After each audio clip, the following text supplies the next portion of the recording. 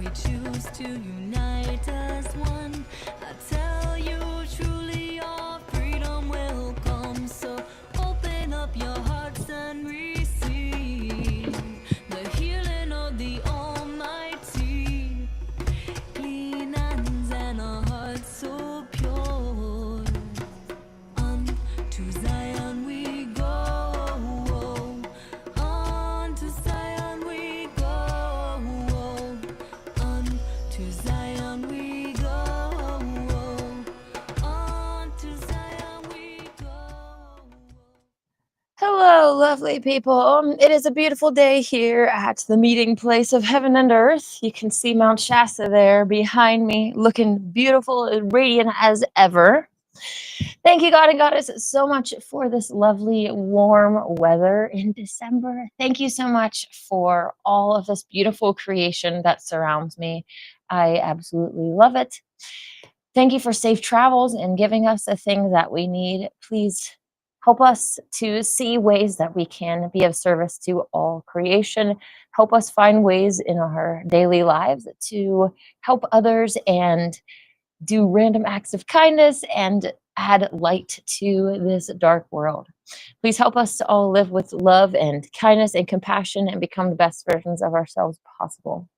In the name of Elohim, I pray. Amen. Today on the Nazarean calendar, it is Body Day, and the prayer is, Our God and Goddess, immanent and transcendent, send to all your angel of peace. To my body, send your angel of life.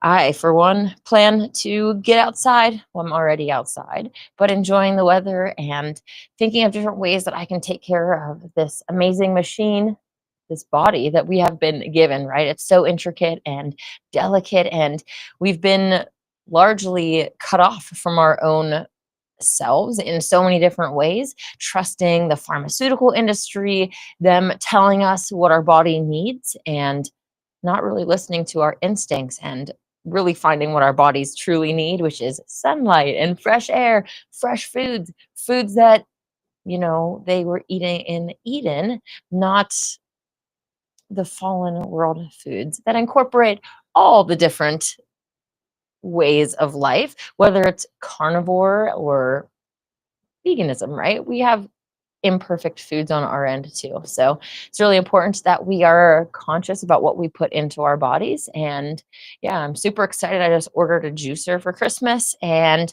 I'm really planning on getting off to a good start this Nazarene New Year. So that being said, today I wanted to continue our reading from the Holy Megillah, the Nasarean Bible of the Essene Way, translated by Dave Greenleaf and available at essene.org. The final version of the Megillah, which just includes a few more, I'm not really sure actually how many more chapters, but there are other chapters that have, they have been translated, but they are in the process of, you know, getting them form fitted and edited. I'm going to be part of the numbering team, so super excited about that. But my whole point was that it should be available within the year. I think they're thinking about May or June. And so if you are interested in buying this, you might want to just hold off for a little bit because that will be available. But for me personally, I love having this. I'm excited that I got kind of an older copy. So yeah, I very much treasure this. Anyways, chapter 5 in the Nazarene book of Genesis is called The Only Begotten Son and Daughter, Jahday and Jahnah. And if you remember from the other chapters, this story is already off to a very different start than the mainstream Bible, and so beautiful. Even reading when Jah and Jahlah, you know, first were manifest, and how beautiful that was, that he literally looked into Ein Sof and said, how shall I create my children? And there she was. It's just so beautiful. Chapter 5, the only begotten son and daughter, Jahday and Jahnah.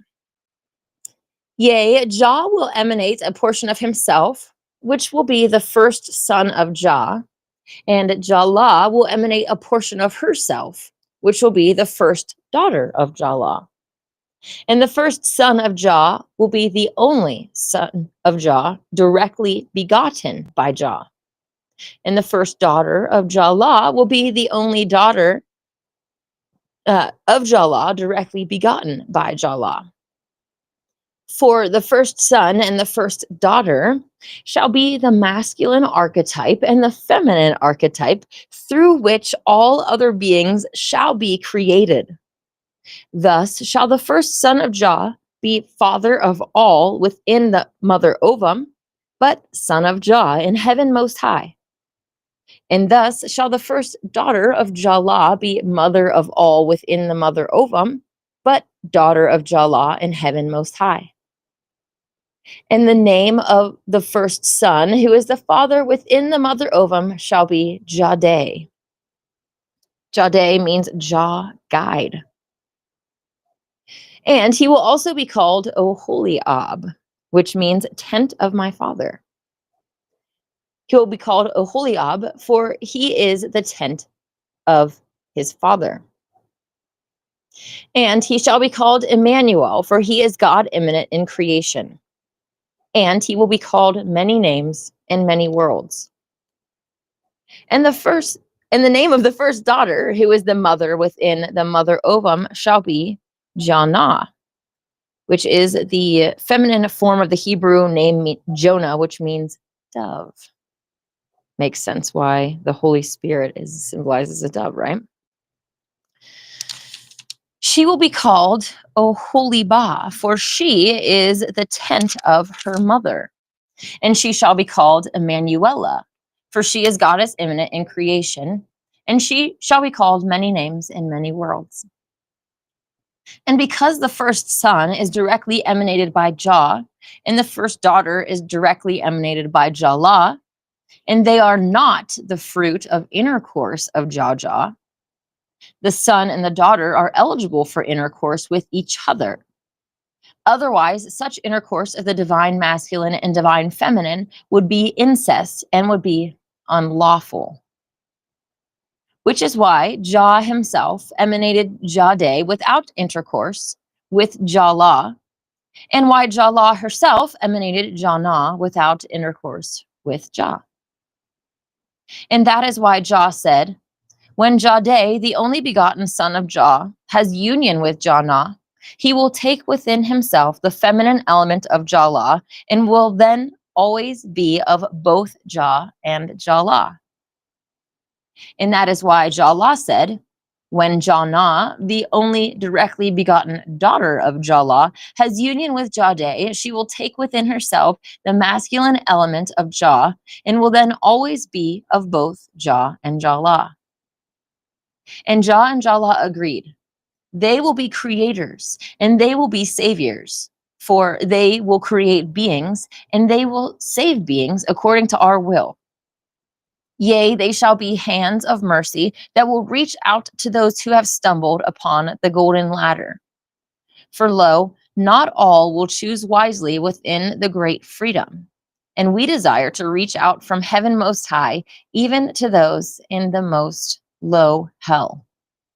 Yea, we shall reach out to every world within the mother ovum, and Jahday and Jahnah will be our hands. Jah and Jahlah agreed. We are the two that are one, and the one that is two. And with our only begotten children, Jahday and Jahnah, we become four united as one.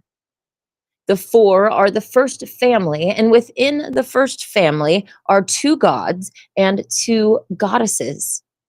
Jah is God transcendent, and Jahday is God immanent. Jahlah is goddess transcendent, and Jahnah is goddess immanent. Yea, we are the first family, and the first family is an expanding family. For the four expand to become the all. And the name of our family is the name of the all. And the name of the all is Yahweh. And that name is the name that includes all names. Therefore, that name is Hashem. I'm going to take a second here to flip to the back to just show how Yahweh here. Let me make sure I can show you on my screen. And we actually put the letters here. Sorry that this is not very professionally done.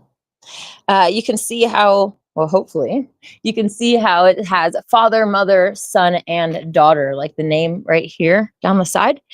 So it's literally containing all of them in one figure, which is Yahweh, Tetragrammaton.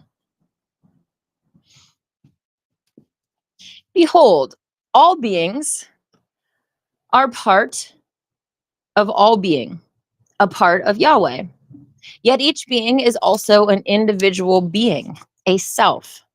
For this was the gracious wish of Yah, that each being have the joy of being an individual being, and that each being have the joy of being part of the all being that is one. Yahweh is one from many, and many from one. Lo, within the infinite field of all possibilities, there were countless ways by which creation might have been created. But from amongst all those ways, Jah and Jalah chose their way. Yea, this was the way of Jah and Jalah, our Jah, and they knew it was good, and they felt it was good, and it was good. Having conceived their plan, Jah and Jalah activated their plan. Yea, in transcendental embrace, Jah and Jalah, our Jah, set in motion their plan. And their plan was their way, and their way was good. Yah's way. Behold, Jah created the mother ovum to be the house of learning, work, and play. Yea, even the house of choosing, for all must be free to accept or reject Jah. And within that house are many houses. Lo, in the following manner, Jah created the mother ovum. Jah was all. There was no place that was not Jah.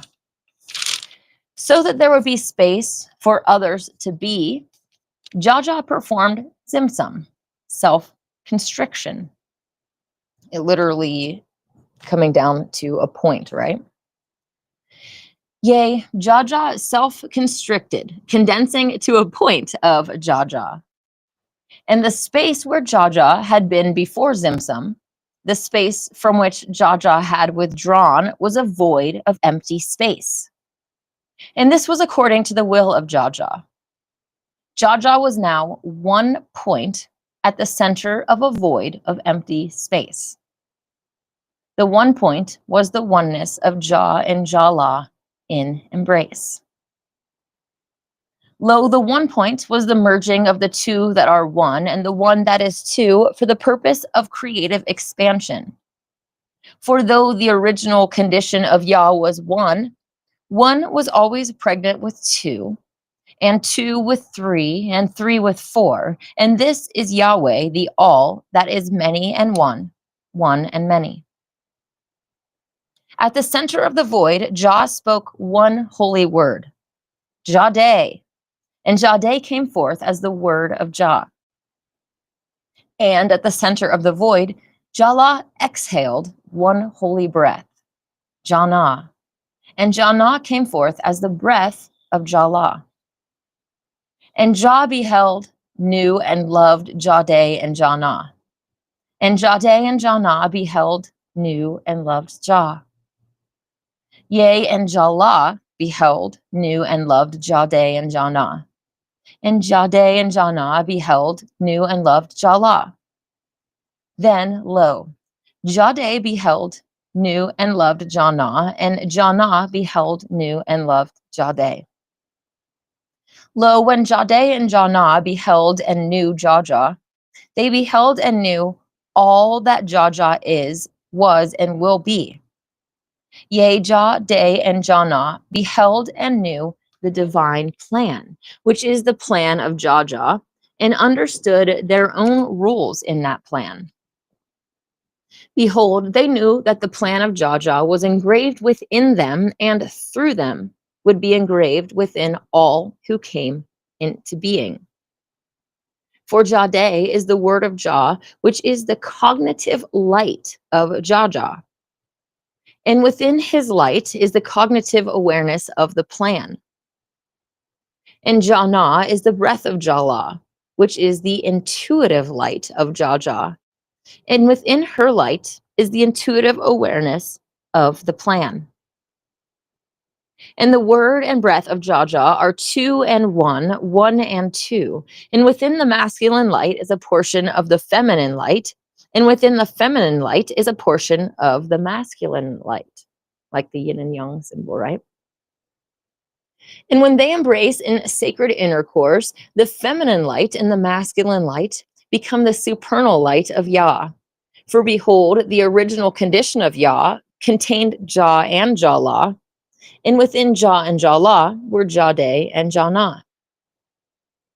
Lo, Jahday and Jahnah are God immanent and goddess immanent, first daughter and first son of Jah, only directly begotten children of Jah and Jahnah, word of Jah and breath of Jah, masculine light and feminine light of Jah, having beheld and known the plan of Jah, and having realized the plan was engraved within themselves, and having realized their own rules in the plan, loved the plan of Jah, our God transcendent and goddess transcendent, and gave thanks for their rules within that plan. Yea, Jahday and Jahnah gave thanks and offered joyful praises to Jah. Before leaving Jahday on the throne of masculine light at the center of empty space, and before leaving Jahnah on the throne of feminine light at the center of empty space, to ascend to their own thrones in heaven most high, which is outside the mother ovum and surrounds the mother ovum, Jah appointed them with the water of life, which is the tears of Jah. Yea, these tears were shed because Jah and Jahnah so loved the world that they gave their only begotten children as hands of mercy, who are Christ Messiahs, even knowing that they would be crucified again and again, repeatedly and in diverse ways upon the countless crosses of countless realms and worlds of endless space and time, by those who, within the context of the great freedom, would make unwise choices, resulting in fathomless pain and sadness, resulting in the merciful intervention in the darkness of ignorance by the word and breath of mercy, which are the Lord Christ and Lady Christ. Lo, the water of life is the tears of Jah, which are the tears of compassion, shed not only for Jahday and Jahnah, but for all beings who will ever experience pain for any reason, deserved or not, in all the realms and all the times of fathomless duration within the mother ovum. But the tears of Jah are also tears of joy, shed in the awareness that the great pain of evolution will be transcended by countless beings who, over the course of fathomless duration, will pierce ovum after ovum, eventually piercing even the mother ovum, joining Jah and Jahnah in heaven most high as friends, co-workers, and playmates, and joining Jahday and Jahnah as Christ Messiahs for the salvation of all sentient beings. Behold, there is no pain or sadness in heaven most high, which is the ultimate paradise conceived by Jah. Neither oppressive heat nor freezing cold, neither war nor crime, jealousy or revenge, envy or rage, not even death. There is no evil or hurtful thing in heaven most high, only joyful and wise things. And this is because only joyful and wise beings of great integrity reside in heaven most high. And lo, the way they become such beings, yea, by free choice, is through the wheel of evolution, which is the mother ovum. Behold, Jahday and Jahnah rejoiced in the promise of Jahnah, which is the promise of the blessed day of play. So that Jahday and Jahnah and all of their Christed brethren and sistren to come, these Christed brethren and sistren are those beings who pierce the mother ovum and, after a time of refreshment in heaven most high, return to the mother ovum as Christ Messiahs to assist the work of Jahday and Jahnah, the supreme Christs. So all of these brethren and sistren will have times of uninterrupted sweet communion with Jahdah in heaven most high, without the responsibilities of guiding evolving worlds, and without the sadness of seeing the results of unwise choices made by unwise beings, and without the pain of the various crucifixions and persecutions that every Christ Messiah will experience as they render merciful service in evolving worlds. Jahdah will periodically suspend all activity within the mother ovum. Yea, all activity within the mother ovum will be suspended, and all beings who are not yet Christed will sleep. And while the mother ovum sleeps, Jahday and Jahnah and their Christed brethren and sistren will enjoy a fathomless duration of play and communion with Jahdah in heaven most high, which surrounds the mother ovum. Behold, the sleep of suspended activity will not harm the unchristed beings left within the mother ovum. Lo, they will each be as though frozen in time until the next cycle of activity begins. Yea, then they will resume their evolutionary activities and perhaps will pierce the mother ovum and be Christed during this grand cycle, that they may participate in the great play with Jah at the end of this cycle. And each grand cycle of activity within the mother ovum is a day of expansion. And each period of suspended activity within the mother ovum is a night of rest for those still unchristed within the ovum. And each period of play with Jahdah in the most high heaven is a day of play. And each grand cycle of activity and each night of rest and each day of play are of fathomless duration, though those experiencing the night of rest will not be conscious of that duration. Behold, the blessed day of play is a special dispensation for Jah and Jahnah and all of their Christed brethren and sistren to come, by which they may enjoy divine play in heaven most high with Jah.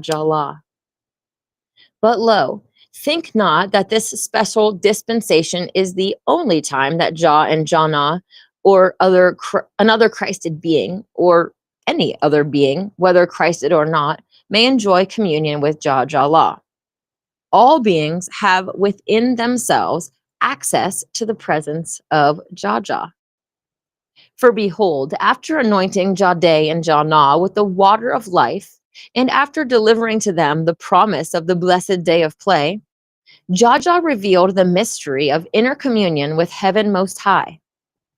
Within you, Jahday and Jahnah, is a holy center that connects the mother ovum with heaven most high. Yea, there lives Etz Chaim, the tree of life, with 7 branches and 7 roots, its center branch reaching up to touch heaven most high. Yea, that branch reaches up through countless ovums and through countless realms and pierces through the mother ovum to touch heaven most high. And all beings that you create, which will be every being ever created, for you were not created, but were emanated, will be created in your embryonic image and likeness. Thus will all beings have at the center of their being the tree of life. Notice it doesn't specify humans only, it also includes our animal brothers and sisters. Thus will all beings have a centermost branch that passes through the center of all centers and touches heaven most high, thereby connecting all beings with Supreme Being. And though it may take fathomless duration for some beings to climb to the top of the center branch and step out of the mother ovum into heaven most high, for this branch is a golden ladder of countless rungs, one need only touch that branch at the center of oneself to experience divine communion with Jah. For behold, Jah and Jahnah are at the top of that branch and send the energy of Jah down that branch to enliven the mother ovum.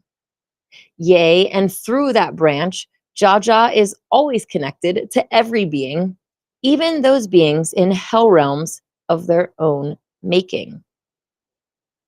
Lo, such beings might not know or love Jahdah, and such beings may be unaware of their inner connection to Jahdah, but Jahdah knows and loves all beings, and is always connected to all beings by the center branch of the tree of life. And with each ovum a being pierces, that being climbs a little higher upon that branch. And the higher a being climbs, the deeper and more stable the communion with Jahdah. But lo, there is only one way to see that branch, so that one may touch and climb that branch. And that is in the supernal light of Yah, which is the fruit of the intermarriage of the masculine light of Jahday and the feminine light of Jahnah. Otherwise, one will grasp in darkness and mistakenly climb the wrong tree. And climbing the wrong tree, will eat the wrong fruit. And eating the wrong fruit will become heavy and ill and will tumble down the golden ladder. And behold, if through holy intuition in the light of Jahnah, a being sees the correct tree and grasps the center branch within oneself, there is but one way to understand the voice of Jahdah, and that is through the word of Jahdah, which is Jahday. Thus it is that to see and hear Jahdah correctly, one must stand upon and climb the golden ladder correctly. Yea, and regardless of what rung one stands upon, if one would climb higher rather than fall lower, and if one would climb the right tree rather than the wrong tree, one must hold onto both sides of the ladder. For every rung of the golden ladder is held in place by the two poles of the ladder. And one pole is Jahday, the word of Jahdah, which is the masculine light of Jahdah. And the other pole is Jahnah, the breath of Jahdah, which is the feminine light of Jahdah. Yea, the rungs are held in place by the transcendental embrace of the two poles. For the two poles are divine masculine immanent and divine feminine immanent, which are the two that are one and the one that is two, immanent in creation, for the purpose of creative expansion, ever united in being and purpose with God transcendent and Goddess transcendent. Thus will no being in creation truly commune with Jahdah, God and Goddess transcendent, except through Jahday and Jahnah, God and Goddess immanent. For it is only by performing the intercourse of Jahday and Jahnah within the royal bedchamber, which is within, that the golden ladder, which is the center branch of the tree of life, may be climbed. Behold, Jah and Jallah did embrace Jahday and Jahnah at the center of the mother ovum. Together in embrace, the four were as one point in Zimsum. Yea, this was Yahweh in constriction. Then, in accordance with their plan, Jah and Jallah, God and Goddess transcendent, went to surround the circumference of the mother ovum, leaving Jahday and Jahnah, God and Goddess immanent, as their emanations within the mother ovum. Jahdah ascended from the center of the mother ovum to the circumference, piercing the circumference and surrounding the circumference. Lo, outside and surrounding the mother ovum, Jahdah established heaven most high, the ultimate paradise. Behold, with their ascension from the center of the mother ovum into heaven most high, Jahdah left behind a trail for all to follow. And that trail is the golden ladder. And the golden ladder is also the center branch of the tree of life. Yea, the center branch is the path of ascension that leads from the center of every ovum to heaven most high. And this path must be walked in the word of Jahdah, which is Jahday, and the breath of Jahdah, which is Jahnah. And this path is the center branch of the tree of life, that branch that passes through the center of every ovum and touches and pierces the shell, the outer shell of the mother ovum. Lo, the soul who sees this truth is the soul who gazes deeply inward. Such inward gazing is called Zapha. In the center of the mother ovum, Jahday and Jahnah embraced in ecstasy. Lo, the word of Jah and the breath of Jah were united as one. Yea, Jahnah felt and knew that the word of Jah was within her, and Jahday knew and felt that the breath of Jah was within him. Yea, they are the two that are one, and the one that is two for creative expansion. And a name for their oneness is Kether, which means crown, for the king and the queen are one in their embrace. Yea, the oneness is the original condition and even the perpetual condition of Yahweh, for every being is part of the one ocean of being. And a name that declares that their oneness is in harmony of two-ness, and that their two-ness exists within their oneness, for the blessedness of being according to the gracious wish, is Elohim. For Elohim is a plural name by which we address Jahday and Jahnah with one name.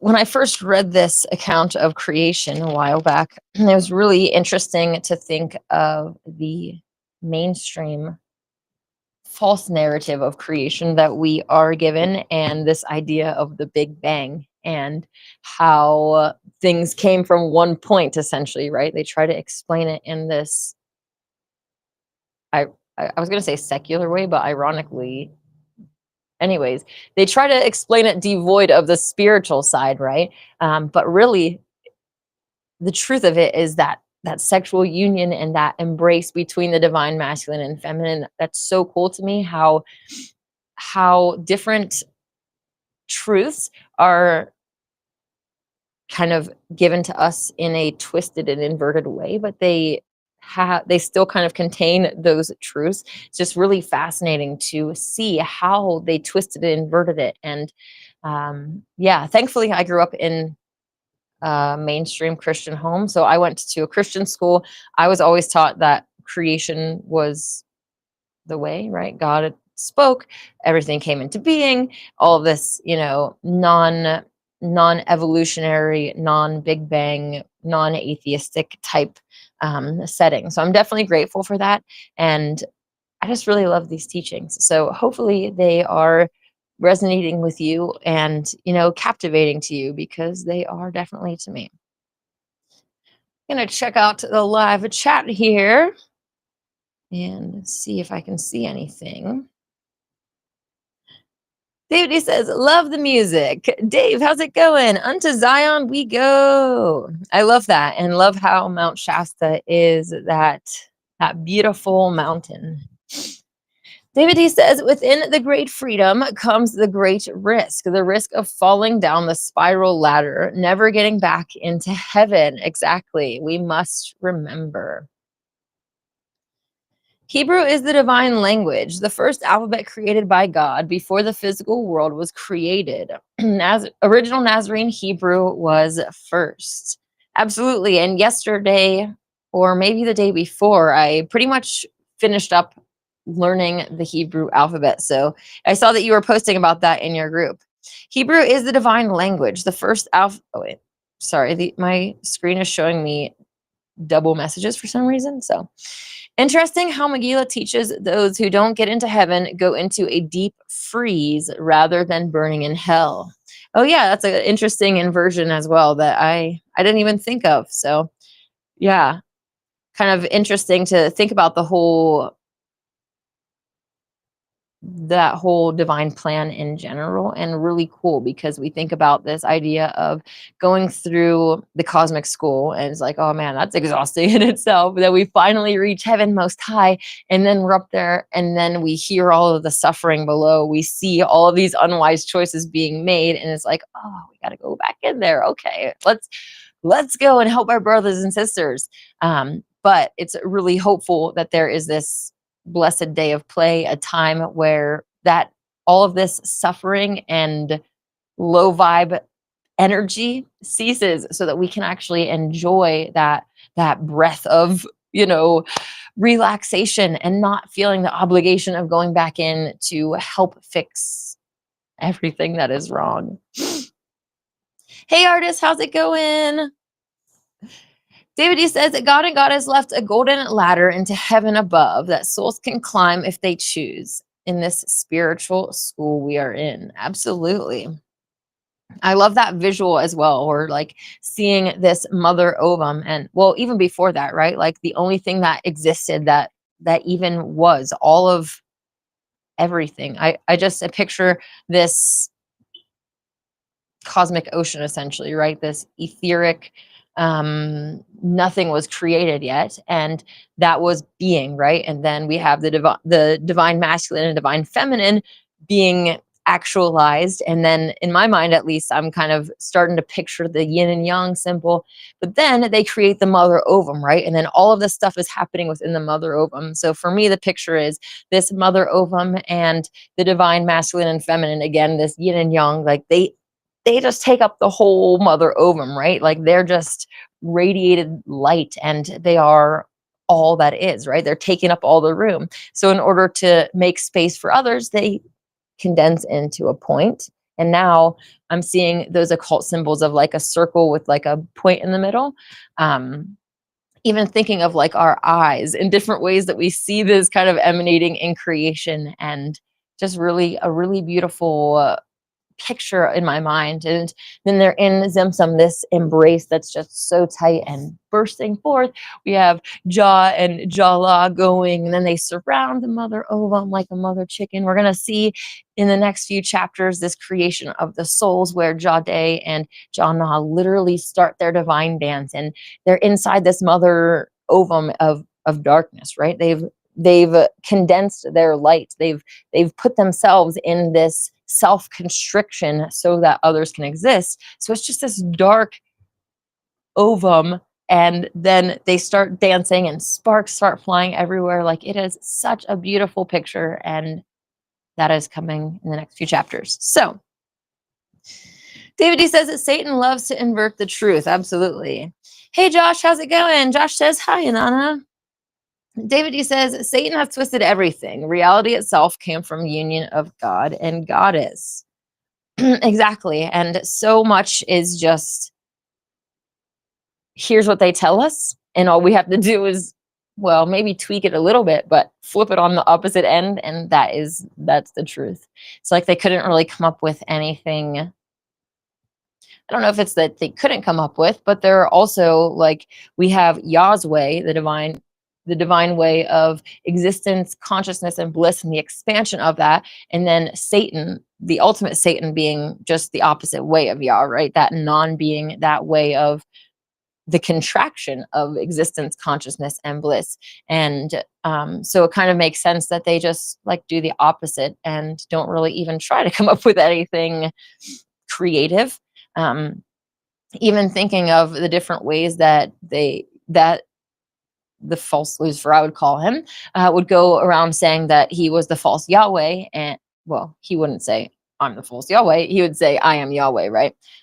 He would go around claiming to be Yahweh when he's not. He would go around claiming to be Elohim when he's not. They're going around claiming to be Jews when they're not. They would claim to be, when we look at Hebrew, the name Yisrael and Yisrael, the two different opposing nations, technically in Hebrew, they wouldn't even have those vowels. So they would be like the same letters that are being used. And yeah, it's just this constant stealing and demonization, inversion, perversion of everything. And that includes even things like mudras, right? The hand gestures, the different color combinations. I mean, people are trying to say that blue and yellow means Freemason, but literally look at the sky. The sky is blue and the sun is yellow, so they literally stole what is already in divine creation and use it and try to demonize and pervert it. And then all of a sudden we start waking up, and then we're like, oh, all of these things are evil. And I went down that path myself, saying that the mudras were evil, even demonizing Ishtar, Inanna, demonizing all of these different things that I didn't understand. And I'm grateful that I was able to be open-minded enough to question my religious beliefs and question, like, if mainstream science, mainstream health, mainstream education, mainstream everything is wrong. Maybe my mainstream religion that has, the number one selling book on earth, basically, or right up there, maybe I should question this as well. Maybe, just maybe, maybe these mega church pastors should be questioned, the people on TV, right? If I'm questioning all of the other things that are being broadcast at me, maybe I should question my religious and spiritual aspects. So here we are. He says, such a much more balanced and understandable creation story and the emanation of the divine feminine and masculine in Jahnah and Jahday. Even correctly defining Elohim. So much resonating truth. Yeah, and reading that, just the idea of immaculate conception, right? And they take that and completely misrepresent it in the whole story of, Mary and Jesus, we'll call him in this story. And you have people that are like atheists that'll be like, oh, God raped Mary or whatever, right? Because they see these texts and they're like, something is wrong here. Obviously their polarization, I don't know if that's the right word, but they go to the opposite direction and reject all of it instead of trying to find the truth. But it's interesting to see how many real things, again, are perverted and demonized. Even the divine feminine, right? They at least in the Catholic Church, they're like, okay, well, we can't really get away from this masculine and feminine thing. Let's separate Christ and Miriam and make it, honoring the Holy Mother and the Holy Son. And there is no father involved. It's just this, and that's some interesting programming too, right? This like whole single mother vibe going on, with God as the baby daddy. And then we have all the single mothers with Uncle Sam as anyways. That's not to talk trash about single moms.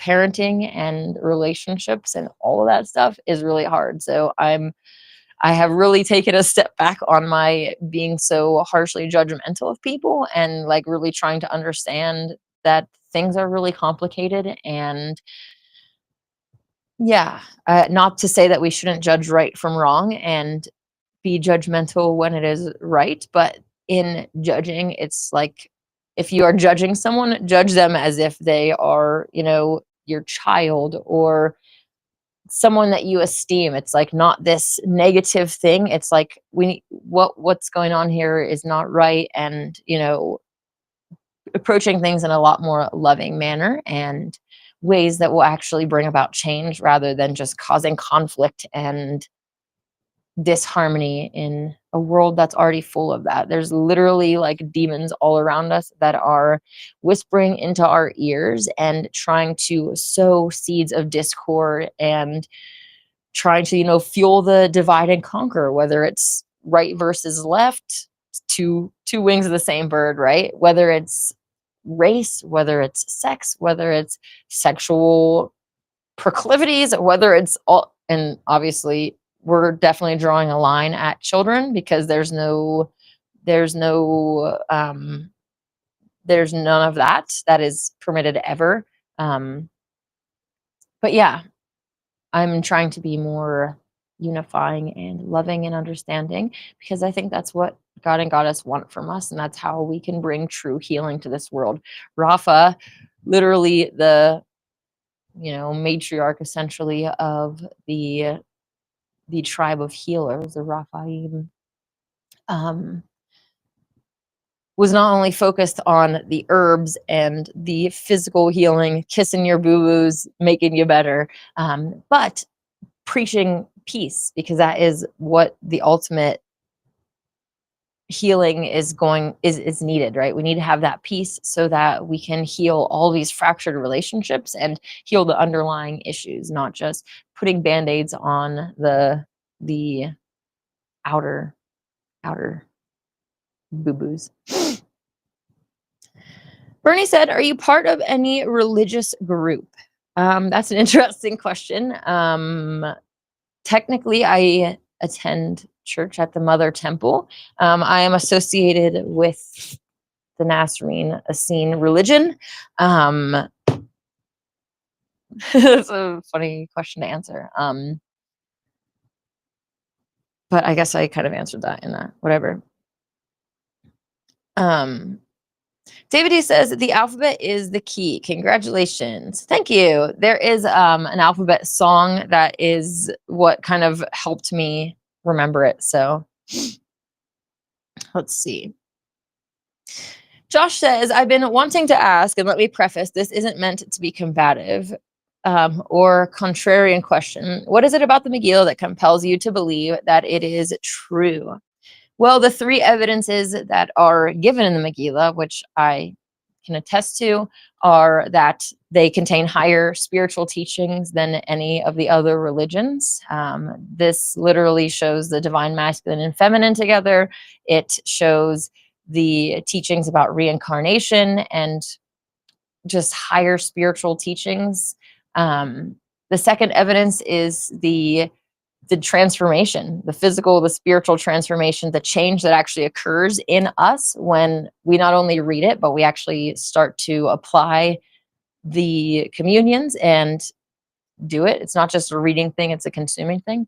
I myself have changed so much since reading it. And yeah, the third evidence that is given is that the Holy Spirit will reveal the truth to the reader. So I would encourage anyone to just jump in, especially with the story of Adam and Eve. It is so interesting. And just pray for discernment, pray for the truth to be revealed to you. And I truly believe that that will. Yeah. David says, I mostly love the truth that within every creation is a connection to Jahdah, and that we can enter inside ourselves and climb the golden ladder to commune more and more. Yeah, I love that. And it even says, like, at any point we can enter into that communion, even if we feel like we are so far down on the ladder. No matter where we feel like we are in that spiritual journey, they're still there with us, even in the hell realms. So really cool. Yeah, I love that too. Josh says, I'm asking because I'm interested in it, but at the same time, it's yet another text that could have been manipulated in some way, like the Bible. I don't know, just thinking aloud. And I think that's really wise to keep that discernment and to take that with everything. Ultimately, I don't believe that we technically need any texts to be able to connect with God and Goddess. Even the fact that we all have that center branch connection proves that we don't need any texts. I personally love the spiritual text, though. When I was actually married at the time that I was a Torah follower, biblical Torah, and I was studying Passover to literally partake in it. I was an animal eater at the time, full out, not even vegetarian. And I'm studying this ritual that says do this forever and ever, right? Forever and ever doesn't mean do it for a few years, then Jesus is going to come and then put an end to the sacrifices and then never do it again, right? So I'm like, well, if we are claiming to follow this, we actually need to do this. And so I'm researching, Passover. And thankfully, that's when God led me to the Gospel of Holy 12 and the other Essene texts that basically say that, this was an evil ritual and that God is not desirous of sacrifices, and that Christ even was put to death because he came and not only just had this Messiah vibe going on, but he stood against the animal sacrifice cult, and they were not only involved with government but with religion as well. Even look at the world today and how deeply ingrained the government is with the meat and dairy industry. They literally bail out these industries, and one of the most basic reasons that they promote it so heavily is that because whatever we do to the animals, they can do to us. So the taxation, the forced vaxing, the getting locked in cages, the having your children stolen from you, all of these different things that happen in the animal industry, they can literally do to us because we are saying, yeah, we have dominion. We're the governors. We're the government of the animals. And this is how badly we treat them. So karmically, we're consenting to being treated that badly. But also we see in the Megillah that it weakens our shield of light and allows demonic influences to literally come in and live vicariously through us. There's another thought that I had, but it evades me. I'll try to come back to it if I Remember. David D says, how quickly did you learn it? You already know divine language at a soul level, so I will come to you quickly. I think you meant to say it, but yeah, and I agree that we kind of all have that connection as well, because it's just a matter of remembering not just the divine language, but literally who we are and the truth of our reality, all of the different aspects and things that we're, oh, we're awakening to these things. It's like, really, we're remembering, because we already knew at a soul level. But when we come into this world, the atmosphere is very dense.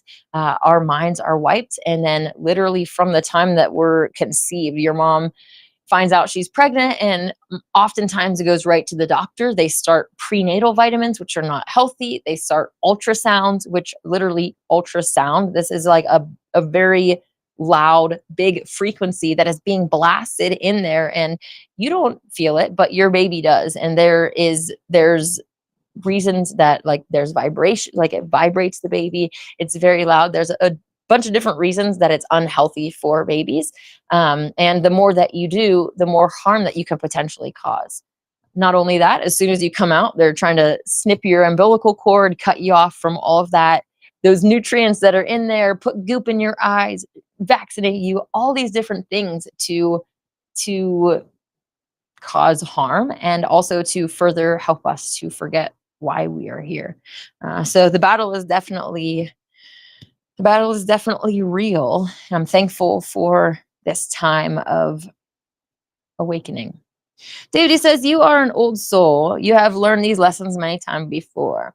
And back to your other question about how long it took me. Like I said, there's this, let me just tell you what it's called here. Hebrew alphabet song.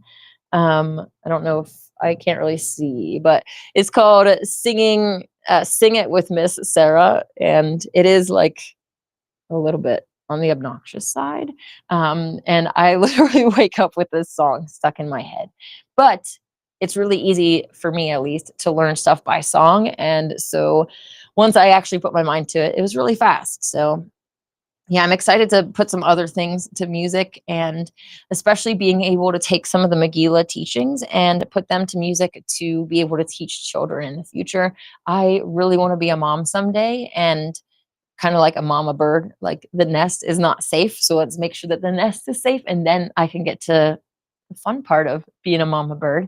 But I want to especially control all of the media that my children consume. So I'm going to be writing my own books, music, movies, television type stuff, whatever that kind of thing comes down the pipelines. I'm really excited. It would be so much fun to make children's, like a cartoon animated thing of the story of Adam and Eve, and show them a more spiritual version of that story. David D says, we are heading toward a hell realm with natural humans being hunted and killed like animals by transhuman artificials. Definitely.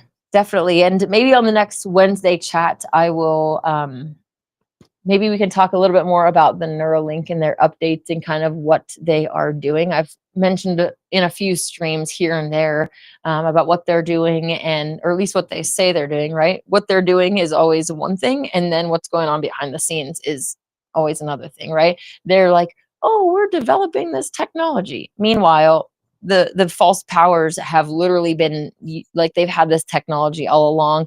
There's already seraphim artificials, these artificial beings that have chosen to become enslaved light, helping to run this world. That's what's behind the scenes. And all of these people, Bill Gates, Trump, Biden, Candace Owens, Hillary Clinton, all of these are just targets to throw our hate at, right? While the real powers stay in control. And this is for multiple reasons. But if you don't know that I'm doing the bad stuff, then you're not going to be sending your curse energy at me, right? You're going to be sending it over there at the puppet who is just sitting on camera waving, right? They're just collecting their salary for going on stage and pretending to be part of the right or the left, pretending to be for depopulation or pro or anti-Israel, whatever their role is. They're all just playing that role and not really in control. David says, it's just world. It's a just world. Absolutely. The Megillah teaches us exactly. They can only torture us when we torture the animals. Yeah. Or whenever we open a door, they're ready to come in. And yeah, I love that. Like what you said, the Megillah teaches that it's a just world, and that there is thankfully also mercy tempered with that justice. It's not just the hand of justice.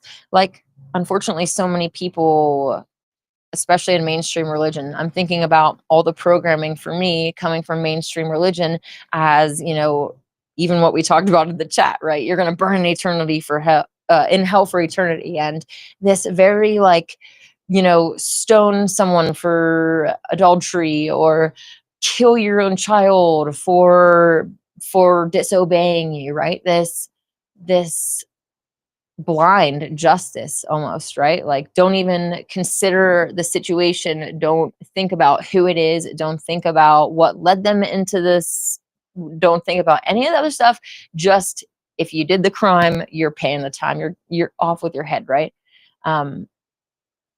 That It's interesting to think about how much that forms you as well, because then you have, I was there myself, right? We evangelize by going and being like, believe this or you're going to be in hell. And like the way that we address people, and it's like almost like we're excited that the sinner is going to burn in hell, and we're getting our marshmallows ready to burn over that fire of them, of our brothers or sisters that have lost their way, literally being tortured for eternity. Like, man, that's really, really sad, and also sad to think about our father having that reaction towards us. I can't imagine having a father that was like this corporal punishment type, unbalanced, without that mercy and love, right? So I'm grateful that this cosmic system is the justice tempered with mercy. And even when we have fallen and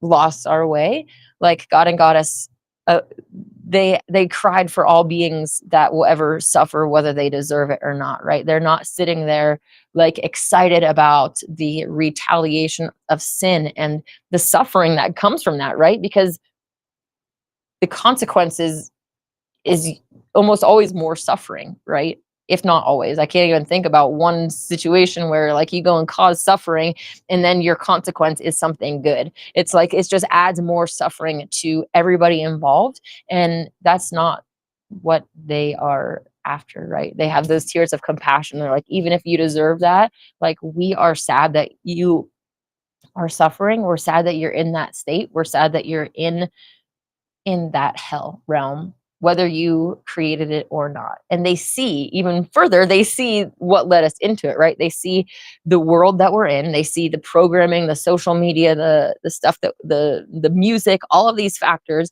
They see the demons whispering into our ears, they see the conflicts, they see all the things that led up to the evil that we got ourselves into, and they still love us. And I think that's probably also because they see that too, right? And they love us because we're their divine children. So Kyle says, very fascinating perspective about how humans are being treated the way animals are treated. I see the ways the masses is being groomed. Exactly. Yeah. And they literally call us goyim, right? And yeah, people complaining about being forced vaccinated, and then it's like, guys, well, look at how the animals don't get a choice, and the animal industry, as standard practice, vaccinates, even medicates, right? Like, when you have these unnatural situations for animals, the likelihood of disease goes up. And so now they're putting unnatural things in the foods, right? Like antibiotics and different medications, even things to fatten them up, things to all of these different factors that they're doing to us. And then we find out, oh, there's BPA in this, there's hormones in this, there's all of these different things. It's very fascinating to see how much is pretty much directly connected karmically. And then that's even before we start talking about diseases like osteoporosis and cancer. For osteoporosis, I'm thinking, okay, well, how are the animals treated, right? And we're sucking leaching that calcium and the nutrients from their bones. And so I'm like, okay, well, how often is osteoporosis happening in animals? Not that they're really even tested, but it's like such a direct connection with our own suffering and the suffering that we're causing to other beings. And again, that just puts the power back into our hands. We created this problem. We put ourselves in this hell, and we can get ourselves out of it. It might not be easy, but at least we have the power to do it, and we can only blame ourselves. We can't really blame anybody else anymore. Artist says even MLK milk, even milk has been corrupted. It goes through a chemical process that makes it more harmful for people with some degree of lactose intolerance. With raw milk, that problem was way, way less. Just an example.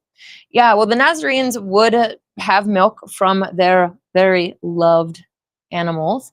But I don't believe that personally we are supposed to be consuming milk. If we look at mammals and actual nature, mommies produce milk for their babies, and then the babies grow up and eat food. They don't just keep drinking milk their entire lives.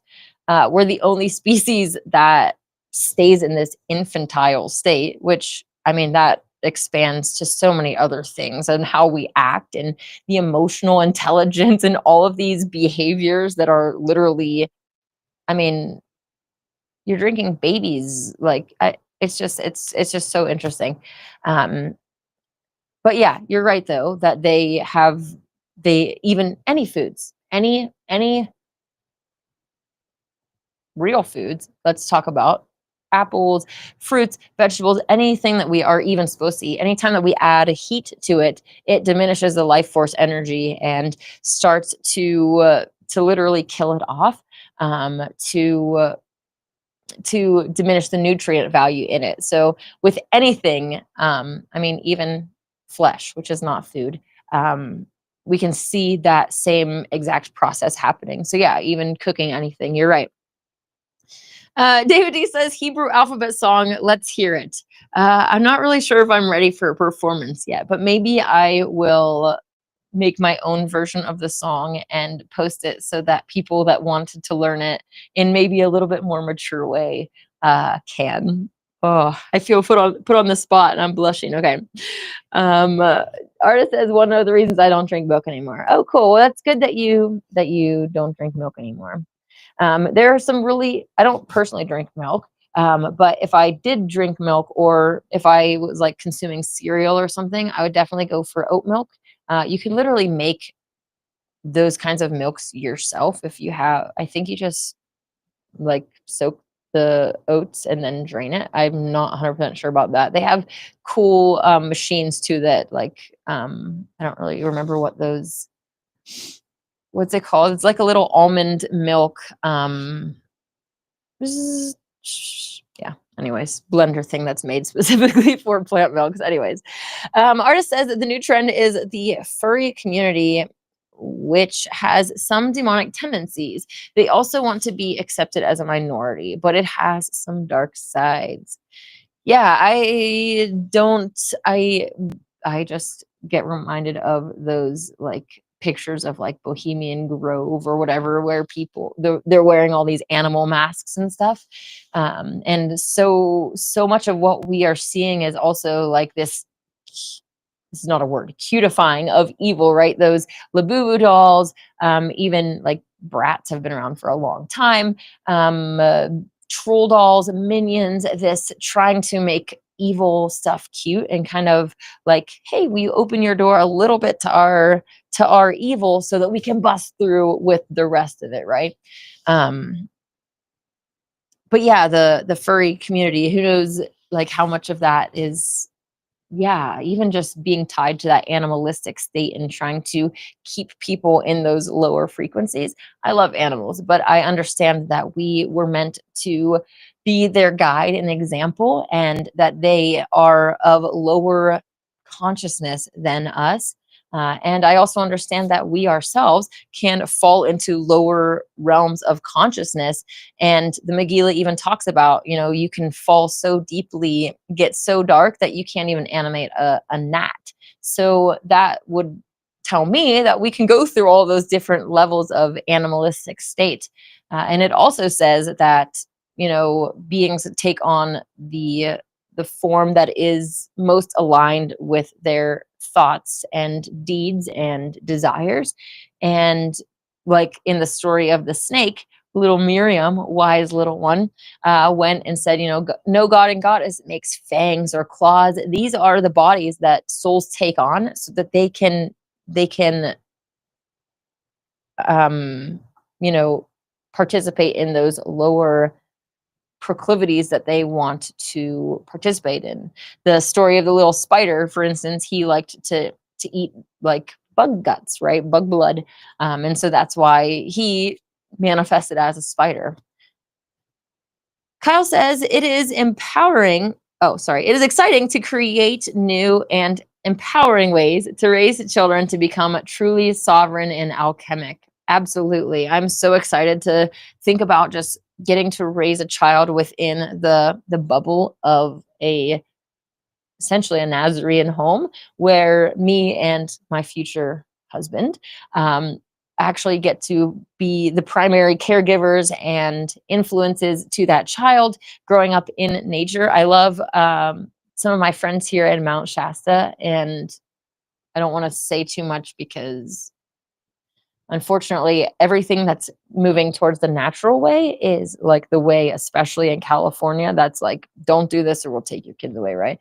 I just love how naturally they're raising their children, homeschooling, and being able to just run around and eat fruit and vegetables and just having this really relaxed and laid back life where they're not always rushing to go do something. They're not always trying to be involved with the world, climb the corporate ladder, keep up with the Kardashians, all of this other stuff. It's just really cool to actually see that happening. And then think of how I want to raise my own children. And, I think that we should be uncompromising about these things and really just be in agreement with someone before we try to have children with them so that we can avoid a lot of problems. I think a lot of people don't think about a lot of things before they get into relationships and then they have parenting problems. And yeah, I think all of us have a lot to learn and unlearn in the parenting department, trying to heal from even the best of intentions of our families and the shortcomings that our parents had and the ways of the world. So yeah. David, he says, advanced AI, master brain, and seraphim and slave light souls work together to promote Satan's agenda. That reminds me of some of the recent Erica Kirk videos that have been going around the reels, and just their eyes and their just mannerisms. If you don't see a snaky reptilian in all of that, like, man, I don't know. Some things are so obvious. Furries are people who want to wear animal costumes all day. Yeah. I know what I know who you are kind of referring to. And yeah, just trying to embrace that animalistic, lower vibration nature, but then dressed up as something cute and innocent. Yeah. The furries are popular with people ages 10 to 25. I can definitely understand why they're popular with the 10-year-olds, but come on, 25-year-olds, grow up.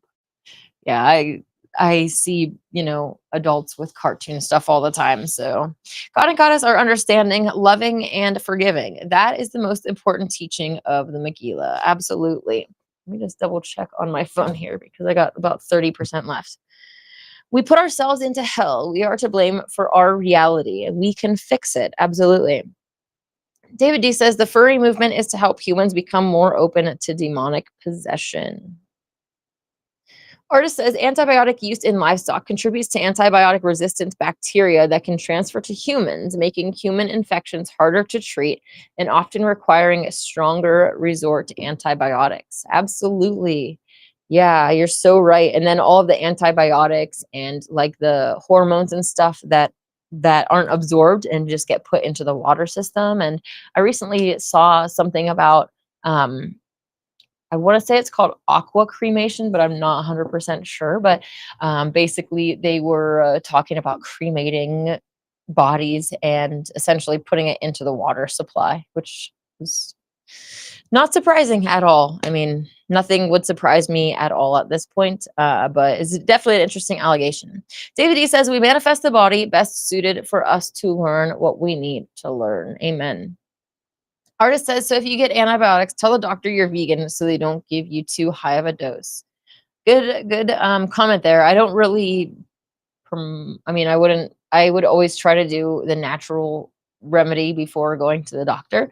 But yeah, and when they do prescribe antibiotics, usually you don't need as much as they prescribe. I actually do have some antibiotics from years and years and years ago, because I only took a few because that's all that I actually needed to kill the infection and move on with my life. So Artist says, I know this because my dad got too high of a dose because they forgot to ask him if he was a vegan vegetarian. Oh, wow. Yeah, ouch. Lucas says, before having kids, I need to find my tinfoil hat girl. No arguing on flat earth at home, let me tell you. Amen, right?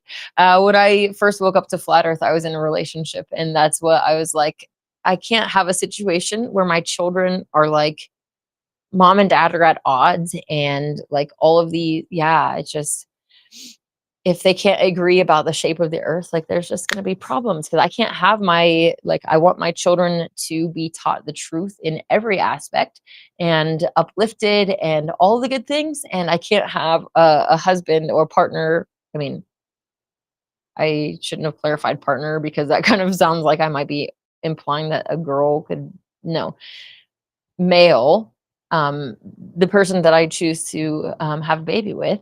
What was I even saying before that? Yeah, I can't have that kind of contradiction. So David D says, Satan's CPS always actively seeking to steal human children. Exactly.